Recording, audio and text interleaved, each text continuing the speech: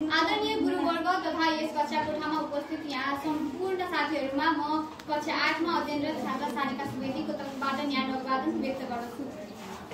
आज हाम्रो यसै कक्षा कोठामा हुन गइरहेको मेरो जीवनको लक्ष्य निबन्ध वाचन प्रतियोगितामा म हजुरहरु सामु आफ्नो विचारहरु प्रकट गर्न गइरहेकी छु र हजुरहरुले पनि धैर्यताका साथ सुनिदिनु हुनेछ भन्ने ठूलो आशा राख्दछु। जीवन भनेको एक संघर्षको यात्रा हो।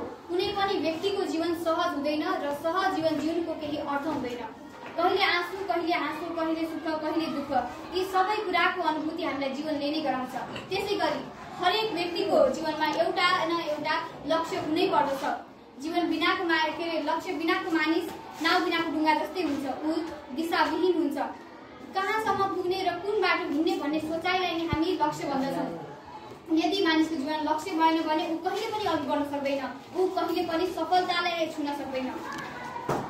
यदि हामीले आफ्नो लक्ष्यलाई लिएर अगाडि बढ्नेछौँ भने हामीले पक्कै पनि सफलता प्राप्त गर्नेछौँ। सफलता प्राप्त गर्नका लागि एउटा लक्ष्य बोकेर हिँड्नु आवश्यक हुन्छ। हामीले यस संसारमा जन्मिएका सम्पूर्ण व्यक्तिले एउटा न एउटा सिप तथा कला लिएरै आएका हुन्छन्। जसकारण हामीले आफ्नो क्षमतालाई बुझेर आफ्नो मेहनतले त्यसलाई सिक्न एकदम धेरै आवश्यक हुन्छ। एउटा महान व्यक्तिले भनेका थिए कि जब मानिसले आफ्नो एउटा लक्ष्यलाई पूरा गर्दछ तब नै ऊ एउटा असल तथा एउटा पूर्ण मानव बन्दछ।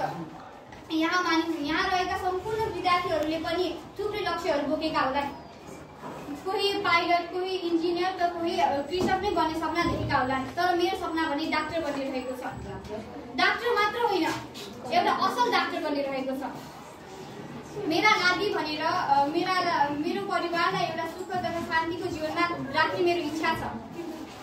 मेरा लागि भनेर परदेशीका ती मेरा बाबुआमाको मुहारमा एउटा हाँसो ल्याउने मेरो चाहना छ।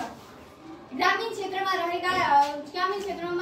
अस्पतालहरूको अभाव भएको कारण त्यहाँ अस्पतालहरूको निर्माण गरेर सञ्चालन गर्ने मेरो चाहना रहेको छ।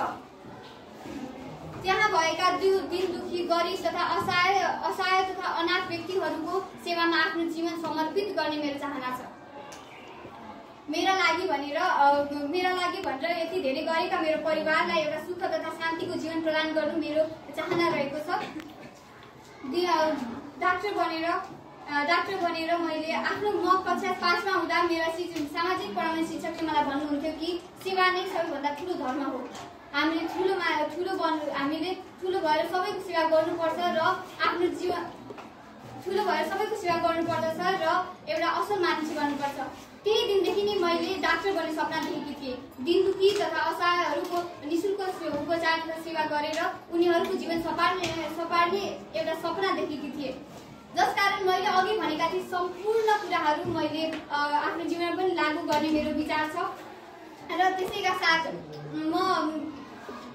मैले बढीभन्दा बढी परिश्रम गर्नेछु र मैले कडाभन्दा कडा मेहनत गरेर एक दिन एउटा असल डाक्टर बनेरै छाड्नेछु। यति भन्दै म मेरा विचारहरू यहीँ टुङ्गाउन चाहन्छु।